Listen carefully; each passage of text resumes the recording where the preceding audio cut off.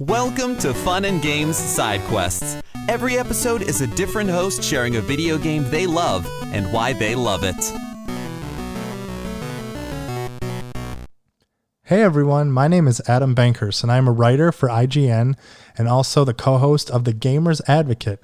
And today, for this side quest episode, I'm going to be talking about The Legend of Zelda, Breath of the Wild. This game is...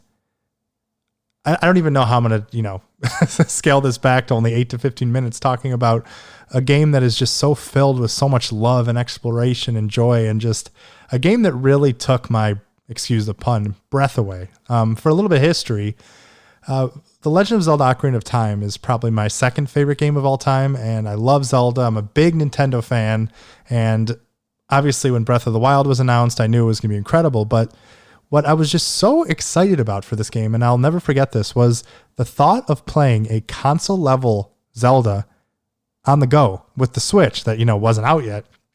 But my mind would just kept thinking, like, I can't believe that I'm going to be able to take a Legend of Zelda adventure, a full-scale, big world, everything, anywhere I want. And I didn't even realize that when the Switch would finally come out, that it would even surpass the dreams that I thought it could be, because this game is just so magical, so wonderful, so amazing.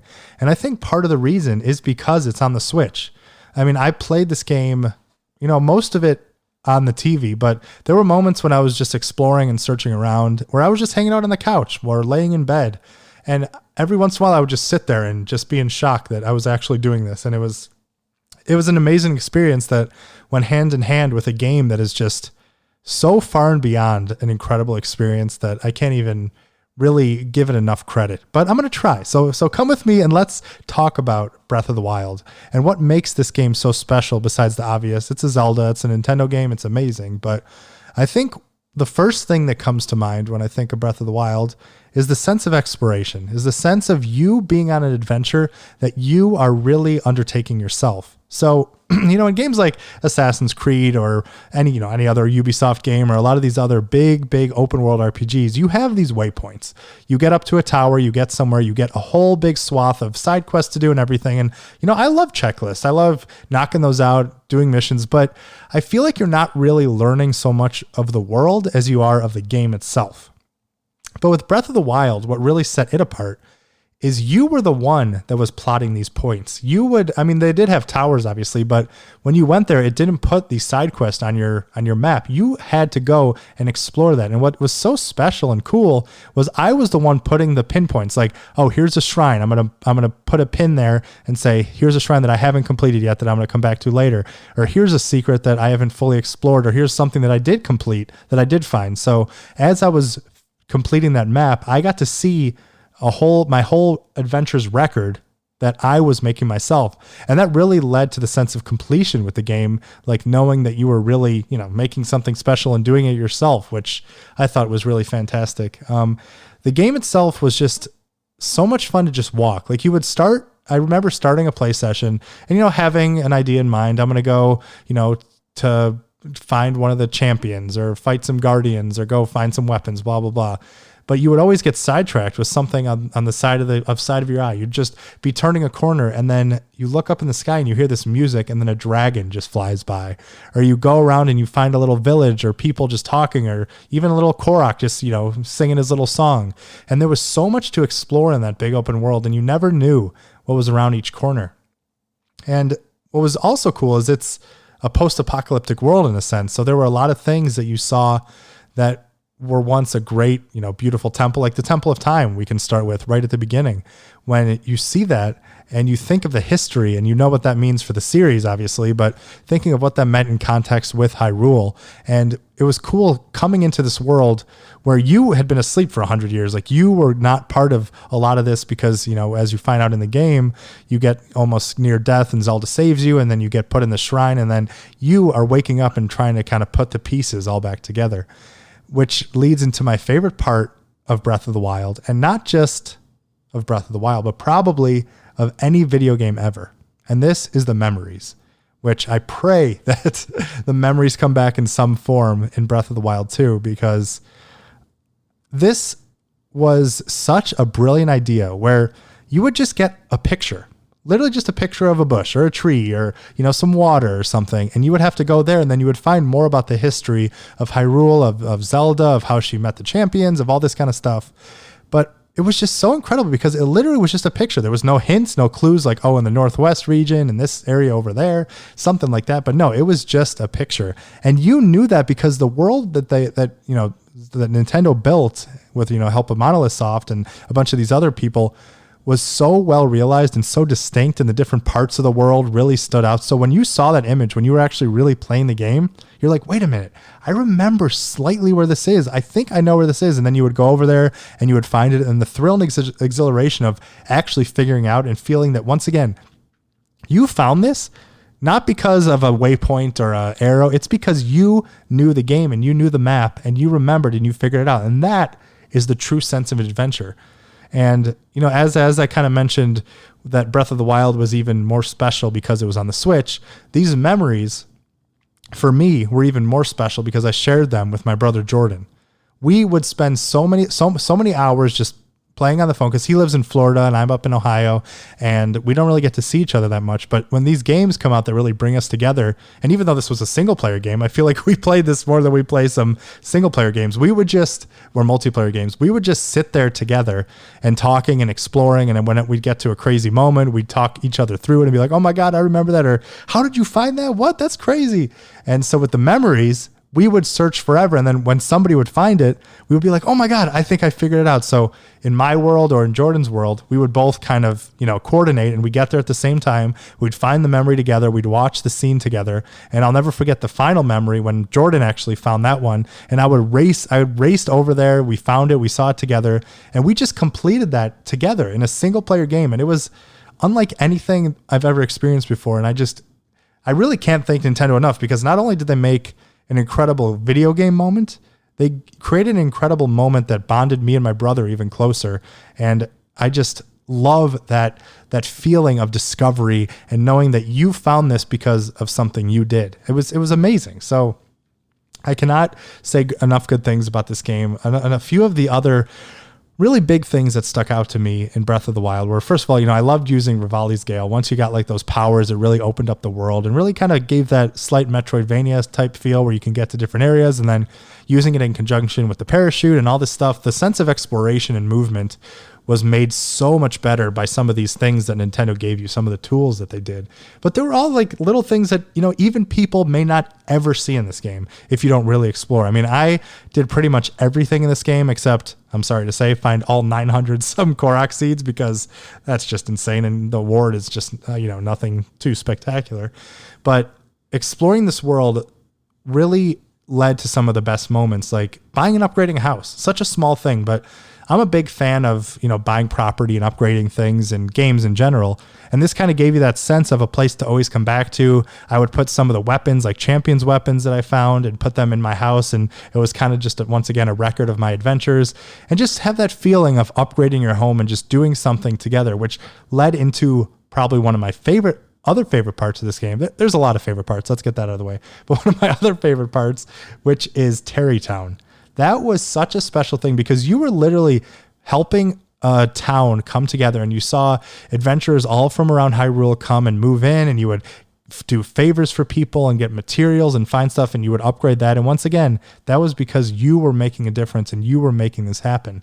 And that was just such a rewarding thing, because like I said, I love the feeling of growth and upgrading and the property management, which is why I'm really excited for Assassin's Creed Valhalla, because hopefully it has a lot of that. But there's something special about building something and seeing it grow. And that's just kind of what Breath of the Wild is all about, is these little moments that start out as something small and special, but then they blossom and just become so much more than you could ever hope they would be. And there were so many other little moments, I loved. I'm trying to think, off the top of my head. Well, I mentioned before seeing the dragon, but the first one, when you get up to the Mount Lanairu and you see Nidra kind of hanging out there, and she's clearly under the influence of Calamity Ganon. And you have to go flying and knock a scale off, and you're like, how am I going to destroy this thing? Or what am I going to do? And just figuring out those crazy things of going down this snowy mountain and figuring everything out, finding the great Deku tree in the Lost Woods and getting the Master Sword. And I do kind of want to hit on the weapon degradation, because I know it's a big contentious thing for people. And while it did get annoying, I really kind of admired that they made that decision, because it really did make me try different weapons. It made me like get out of my comfort zone, which is a lot of what Breath of the Wild is. They don't really give you a lot of these things that let you ease into the game or take it out. It's really a lot on you to make things happen, which I loved, and that Nintendo kind of was confident in the player in making that happen. And sure, it got a bit annoying when there's a weapon you liked, or especially the Master Sword. I really didn't like how it didn't, break, but it kind of needed to recharge. And even after the DLC came out and you can do the Trial of the Sword and make it even more powerful, it still broke. And that was the one thing that really got to me, because I'm like, you get this super weapon, this Master Sword, but it still kind of breaks. But you know what? That's neither here nor there, because everything else was just so pure, so wonderful, and I loved it. Oh my God, Eventide Island. How could I forget about that? That's another, slight different trope in gaming where they kind of just take everything away from you and say, hey, why don't you try and go survive? They recently did this in Animal Crossing New Horizon with the May Day event. But what I loved about Eventide Island is, you get so used to using your weapons and your powers and your armor and feeling that you are kind of in control of the game. And then there's moments like in the Eventide moment in Breath of the Wild where you lose all that and you have to kind of relive and relearn everything, and you're experiencing it kind of fresh for the first time with a game you've been playing for hours and hours and hours. And I think that's another special thing where that sense of discovery and exploration is it's simply unmatched. It's simply unmatched in Breath of the Wild. And I think it does that so incredibly well. We did get the announcement that Breath of the Wild 2 is on its way. I was hoping it'd be this year, but with everything going on, I'm not super confident, but I'm really hoping that it's going to release maybe next March in that time frame, kind of maybe an anniversary for the 4-year anniversary of the Switch, and maybe have it released in March alongside a Switch Pro. I think that would just be freaking fantastic.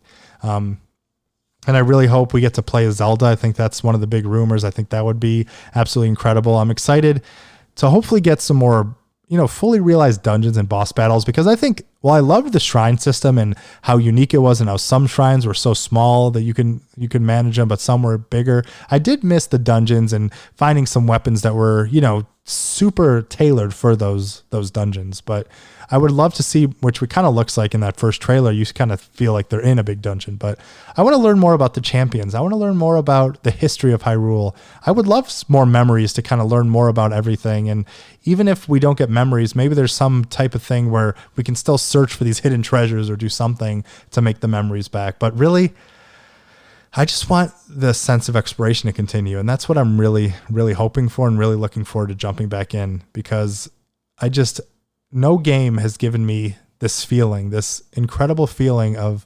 exploration, of reward, of diverse regions, of different areas, of the slight changes in music, of things happening. It's something truly special. And I really cannot thank Nintendo enough for giving the world this special masterpiece, because it was more than a game for me. It was a realization of what the Switch could be, which I think it's safe to say is probably my favorite console of all time. I think it just works, and it makes the Breath of the Wild, and especially when you're, like I said, just exploring, makes it so nice to be able to just do on a couch or in the bed and be in the comfort of your wherever you want to be, really. And also the memories and being able to share that with my brother and having that exploration, that shared exploration, that it's so nice to be able to have. That's not a straight up multiplayer game. So really, the beauty and the power of Breath of the Wild is really boiled down to your adventure. This is a true, beautiful, incredible adventure that you are taking on, that you are learning, that you are marking the map. It is your adventure. It truly is. It's not someone else's adventure that you're really following different points. You are making this adventure happen. And that is the true power and specialty of Breath of the Wild, and I cannot recommend it enough. And you really have to do kind of have to give yourself into the game, but you are get so much out of it that I just, once again, can't recommend this game enough. So I just really want to say how much I love this game and how I cannot wait to see what the future holds. So hope everyone enjoys it, and why don't you go back and just see how beautiful that game is. And you know what, until next time, I have one thing to say to you. Happy gaming.